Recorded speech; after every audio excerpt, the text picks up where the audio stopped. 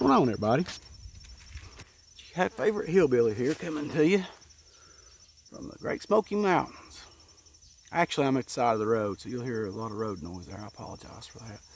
This is not the intended video that I wanted to do next. I will do that video, but I wanted to come out here and sit down and talk to you for a minute. I have to sit down, walk around. I've got some notes here. But I'd like to talk to y'all about the FBI files that was released on the Dennis Martin case. And I've covered and talked to you about the Dennis Martin case. Those of you who've been with me for a while know everything that I've went over about that. I don't want to rehash all that. I just want to talk about the FBI files and maybe a couple of these YouTube channels that support the FBI files and their findings. And although I have a lot of respect for this channel I'm talking about, and I'm also a subscriber. I think they do great videos, and I really enjoy watching it. But and everybody's entitled to their own opinion. I'm not here to bash any YouTubers or anything like that. I've got all the respect in the world for them. I'm just going to kind of rebut some of the claims and issues, and mostly go over what the FBI said and more of what they didn't say. So let's jump into it. I'm not going to name the YouTube channel I'm talking about, but most of y'all probably saw the video on there. Some of you did. But the things they said is a real enigma, if you will. So they've been 133 pages available from the FBI, and 30 of them redacted. So they're hiding something right out the gate. I mean, to me, that's being untruthful, because what's the use of releasing what happened if you're not going to release what happened? So let's cover it real quick. In the first 10 minutes of this current video I saw the other day, you'll see that the FBI and their files go on to say that they were on the sidelines and they were checking into a kidnapping possibility. Okay, but they never go to Spence Field, and they even say that in their papers, in the report. They never visited Spence Field, but they're checking into it. If you read these files or pause it on the on this channel, you will also see where the FBI claims to have investigative responsibilities if criminal activity is found. Well, you're not going to find criminal activity if you don't go to the scene of the crime. So in there itself lies a problem and an inconsistency. But it gets better. If you go on watching the channel or reading the files, you'll also see that they told Mr. Martin they could not accept responsibility for a terrain search unless they had information of a possible kidnapping. So right there on one page they have investigative responsibility, and on the next page they don't have responsibility. Yeah, you can't have it both ways. You got to make up your mind. And who's going to decide if it's been a kidnapping if you don't go there and investigate? Maybe the media? The FBI going to trust the local yokels to tell them this and not investigate it themselves? So right here is the head scratcher of it all, right there. There's untruths in this report that's been released.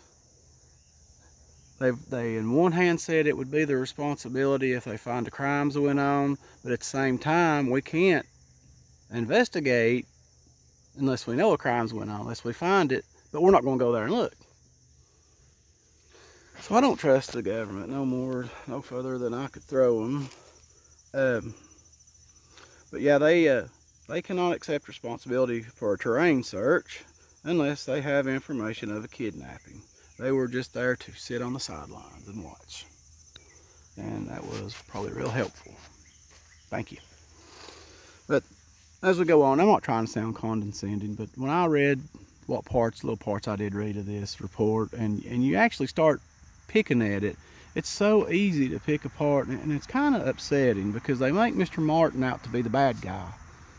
They say that they think that his father was just grasping at straws and more or less just really harassing the FBI to investigate. He just lost his son in the wilderness of the Great Smoky Mountains. I would be begging for them to investigate too, other than just be a spectator and watch. You know, especially when they claim they would have investigative responsibility because it falls on federal land. So they go on to say that he's just grasping at straws at this point, that he's becoming mentally unstable, and sort of making him out to be the bad guy in all this, which is sort of upsetting. And it's because they know what happened. Trust me, they know what happened up there. So they make him out to be the bad guy, even though they never went there and looked for themselves. I don't know if they was afraid to go there, afraid of what they'd find, but they knew. They knew that Dennis wasn't kidnapped by some middle-aged man driving a white car. Although they do talk about talking to Mr. Keys, although his name has been redacted also. It says that Mr. Keys never saw something or somebody running through the woods with something on its back. It doesn't say that in the part you can read. Now, has that been redacted? I would probably think so.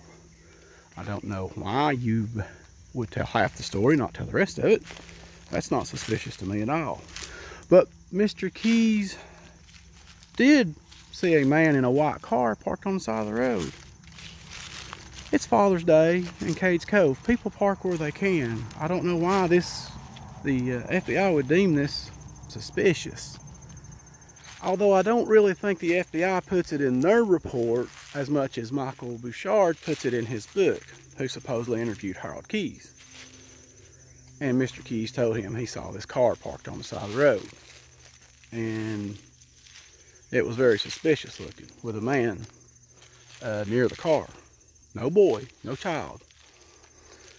And so Mr. Bouchard, he went on to put this in his book, supposedly interviewing Harold Keyes, which we don't know if he did or didn't. And I don't know why this would be suspicious to see somebody standing by their car in Cades Cove. I see it every time I go up there. It's almost like he left this book open-ended. We don't really know where the story goes from here. Maybe I'll write another book and make more money off of it. I don't know.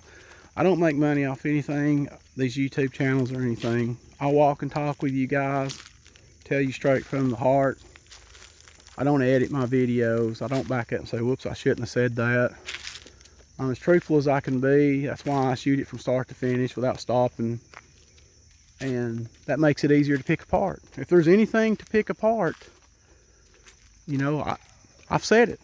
I ain't rehearsed it. I ain't edited it. I've told you what I believe has happened. Don't have proof. There's no canceled checks.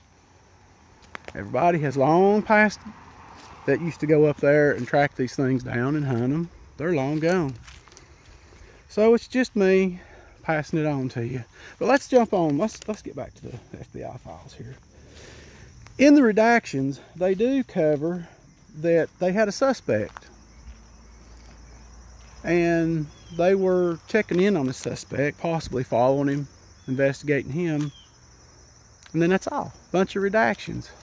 It's kind of like the FBI were being misleading here, trying to make you think, hey, we're on to somebody, we've got a suspect. The end. That's all we can tell you. Nothing ever come of it, but a bunch of redactions. Sort of misleading, making the public think, well, there, it's solved, it's answered.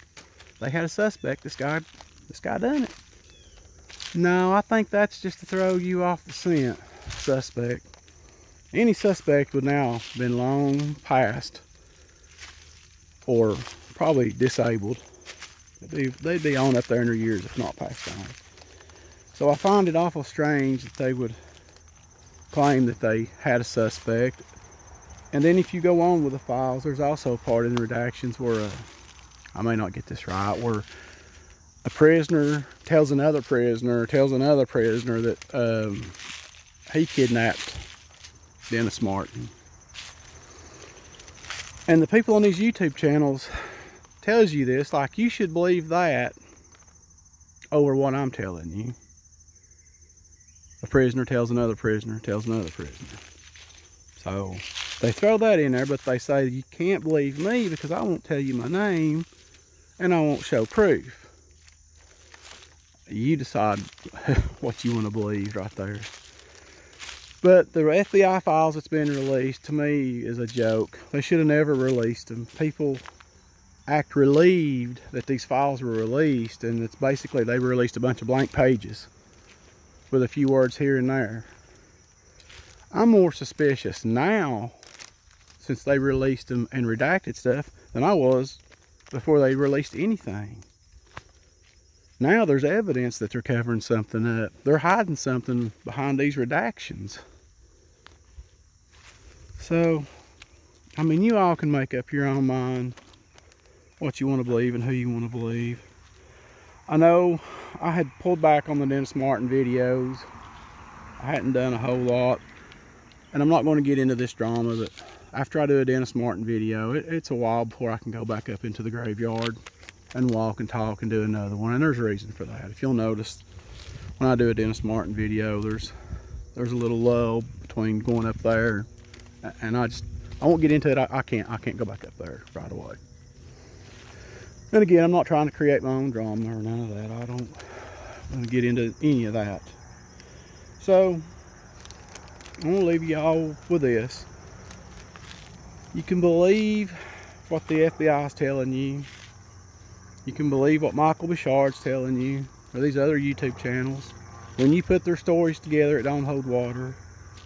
Again, some man didn't run 7 miles on a trail with Dennis Martin on his shoulder screaming, and nobody see it on Father's Day weekend in Cades Cove. That just don't hold water. The man standing by the car, he didn't have no kid with him. It says no kid was seen, or no man was seen carrying something on his back, but yet this man had to kidnap him. I don't know how he got him down there if he didn't carry him on his back. Their stories just don't hold up. I don't believe any of it. Again, whoever it was wouldn't have even took the trails to begin with. It's 7 miles from Spencefield to Rowan's Creek. So I seriously doubt that this man carried that boy 7 miles. I think this thing that got the boy incapacitated him immediately. And that's why you didn't hear anything. And I think that he took him off the trails where people don't go. And that's why it's not been solved. I will say this. The only time that I have been inconsistent was on purpose. When I told you about the suicide of Jim Wright. I don't want to tell you what he saw that made that man commit suicide. I can't bring myself to tell you what he saw. Now, if you go back and watch that first video, the things I said he saw, that is true. There's one particular thing that man laid eyes on, and I just can't bring myself to say it. So anyway, guys, I'm going to jump off here, and you tell me what you think. If you can, search for those FBI files or some of these YouTube channels that have it. Maybe ask them if they want to cruise on over to my channel and take a listen to me shoot holes in all their theories. Because it just don't hold water. You want to believe the criminals, you want to believe the FBI, you want to believe somebody that wrote a book for money, or do you want to believe somebody who's walked this land, lived here, their families lived here, and know? I'm going to bet none of those people's ever been to the Smoky Mountains. But anyways, friends, I'll get back on here, and I will do the video I promised to do. A little bit up on the wild men and how they moved and how they lived and what little bit was told to me when I was young. And I touched bases with one of my cousins, distant cousin, over the phone, don't live here no more.